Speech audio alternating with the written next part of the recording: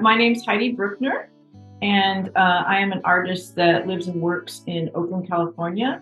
And the title of my current exhibition is called Poetic Personage. I primarily got interested in art in a serious way when I was in college. I never really thought about it as being sort of part of who I was before that.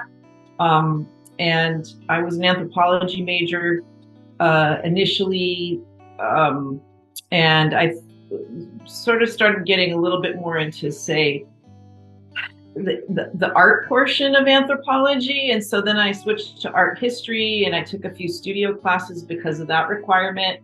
And I got really excited about that. And then I took a year abroad and sort of made it my mission to go to the year abroad was in Europe, to all the major museums in Europe. And so I really spent the year just studying art. And in that sense, that kind of really made the decision that I should probably switch over to being a studio artist as opposed to an art historian. So that's what I did, and I ended up actually double majoring in both. I've always been interested in working a lot with mixed media, and painting has been my primary medium, but I have always enjoyed working with integrating the two.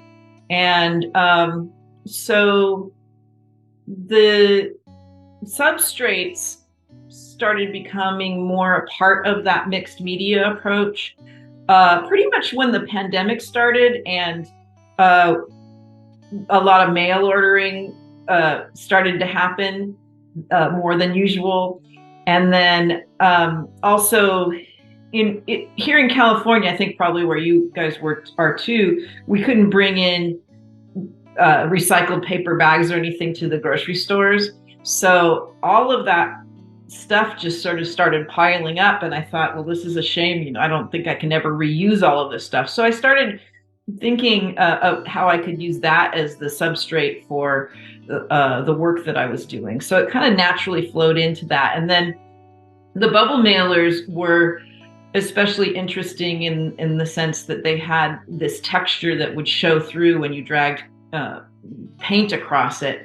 And so I really started enjoying that and kind of took off with that more so than even the paper bags, which also were cool. They had kind of like this crinkly texture that happened. But that's sort of where it started. And then it's just kind of continued from there. I started feeling this real need to study human faces and have human company. So it started off with people that I could visit with, which were my surrounding family. And then as the pandemic went on, it started branching out into photographs that I had taken over the years during different traveling trips and things like that I took.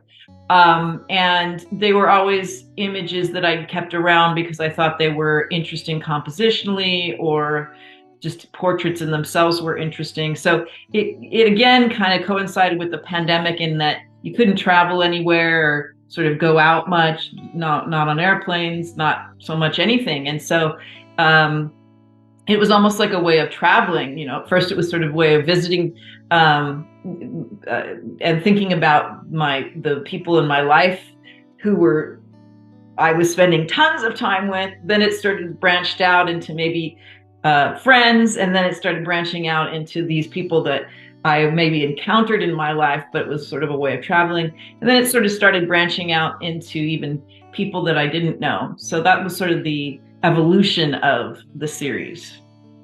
Yeah, so that actually was the piece that I was thinking of specifically in my aforementioned sentence, in that that is of a Crow elder that was a photograph taken at the turn of the century, or kind of the later 1800s, by my great-grandfather.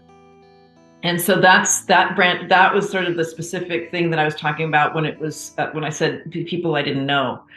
And so I just recently was given by my mother this photo album that my great grandfather made. He lived in Wyoming, near Sheridan, and he owned a trading post and was sort of at a crossroads. So he was very immersed in the area and the people in that area, and because he owned a trading post, he sort of knew everybody from that area. So he had a very many relationships with the different people in the Crow tribe there, and he was a photographer and an artist, and so he naturally took an interest in them and made this photo album. So I thought it would be interesting to kind of revive the photographs are really amazing, and of course it's mostly to do with just the wonderful faces that the people have or had in this photo album. And so I thought it would be very interesting to maybe do a project based on that. So I contacted a current Crow artist whose name is Kevin Redstar. He's a very well-known artist, and he and I are planning on doing a project based on those photographs. And that was sort of an initial try or foray into thinking about how I might use that imagery in the painting. So I think that our plan is to a couple of years down the road have developed more work around that. He does portraits and figures as well, but totally differently. And so we would our plan is to have a show or pitch a show a few years down the road. I think that it'd probably be somewhere we'll try to travel it somewhere where he's located. So he's actually in Montana, southern Montana. Northern Wyoming is where the Crow people are, and then maybe out here in California, where I am as well. The work is about our understanding of ourselves and the study of human nature and how that relates to storytelling. I think the story that they each one tells is a little bit different, and it's a little bit of more of a subtler story, more of a personal story. And so I think that we see that story unfold maybe through a glance, definitely through gesture or through self-presentation, and these kind of individualistic narratives, I think, really appreciate the presence and dignity of the people, and just make a space for pausing and honoring those people. And sometimes they're people that are maybe under-revered by the wider population, and I think it's important to take time and think about those individuals in that. And so that's what in a nutshell, I think it is about comparing who you are to who you're seeing, and thinking about connections of, how does that compare to people I've met? What do I recognize in this portrait? How is it like me? How is it different from me? And I think that there's a lot of connection that can be brought to taking time to study others. And through the medium of art, I think is a really interesting way to do it.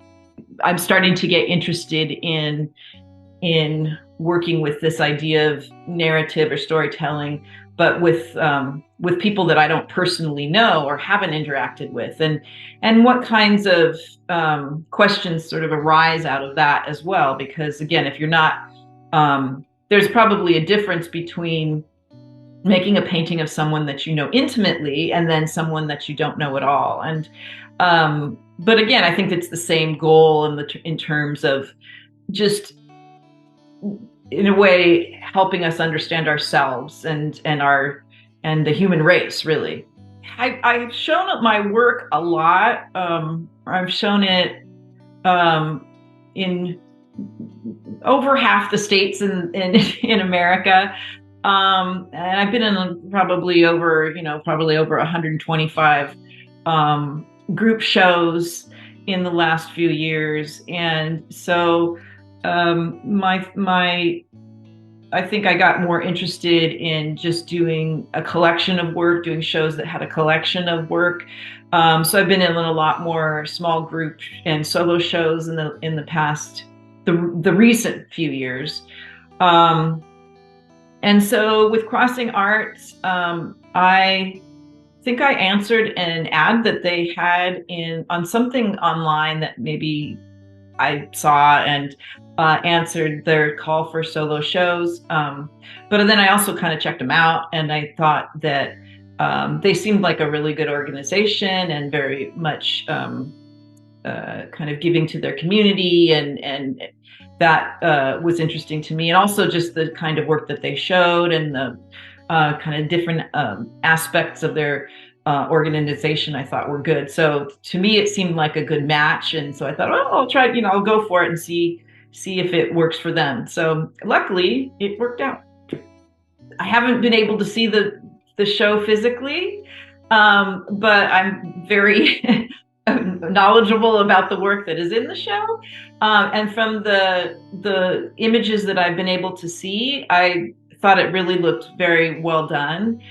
So I feel really good about that. And so, yeah, I mean, I would say generally overall, I feel very happy with it, and lucky that I was able to have a place that was, interested in showing my work and showing so much work all at once. I mean, there are 14 pieces, I think, in the show, which may seem maybe not like much, but the pieces are fairly big. So it is quite a large show to have that many big pieces in.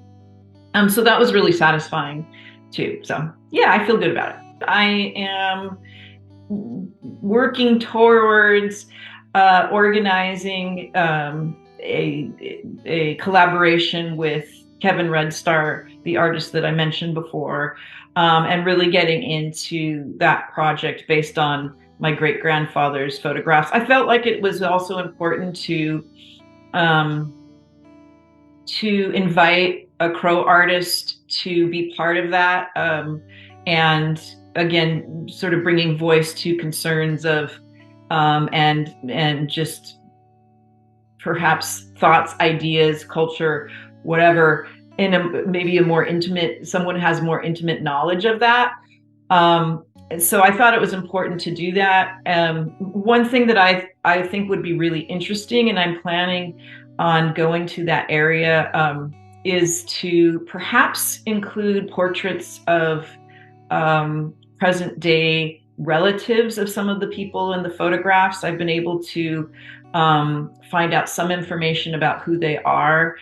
And I also have a family history in Sheridan that's a little bit broader reaching. I had I think it was a great uncle who was a senator from Wyoming during that time period as well. So there's a street named after that part of our family, and there's a library in Sheridan where one of my kind of distant relatives still works. So it would be a research trip to go to the library and meet her and try to get a little bit more specific information, then go meet Kevin,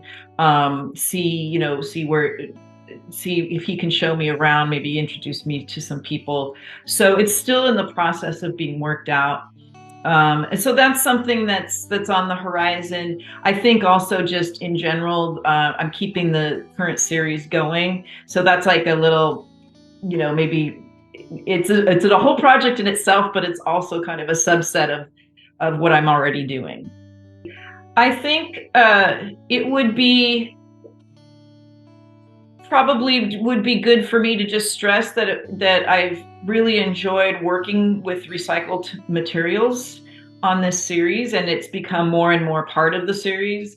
And I'm also starting to work with a lot more fabric or recycled fabric as substrates as well. So that I think is probably something that I could see being continuing to start to be important in the art world, working with cast-offs and things that would otherwise go in the trash. And there's so much interesting material that could be salvaged. So I really am enjoying that part of it. And that's something that's important to me, thinking about the climate change and environmentalism. So that, for me, is kind of representative of that idea. And I think also the other thing that I'm starting to play with in the most recent couple of pieces is introducing three-dimensional elements into my work. So not as up to now, some of the mixed media has been, fairly subtle or flat. It might be yarn or paper or beads or, a variety of different things. Now I'm starting to actually cast and mold fabric and affix it so that it has more of a relief, that it's really sticking out much further. And so there's a bit of a interest, maybe more of an interest of how the viewer moves through the space, and how from different viewpoints there might be sort of a changing perspective. So I'm really interested in starting to branch out into three-dimensionality in the two-dimensional form of painting.